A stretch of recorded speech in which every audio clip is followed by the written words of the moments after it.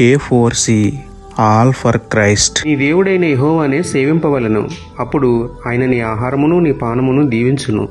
నేను నీ మధ్య నుండి రోగము తొలగించెదను. ప్రార్థన. ప్రేమమయుడా, కృపామయుడా, మా ప్రియ పరలోకపు తండ్రి, మహిమగల మీ నామమునకు స్తోత్రములు దేవా.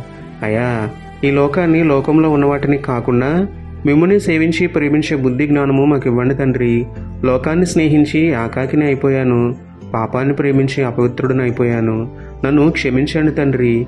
నీతి, న్యాయం, యథార్థతను అనుసరించి జీవించేందుకు నాకు సహాయం చేయండి నాయన.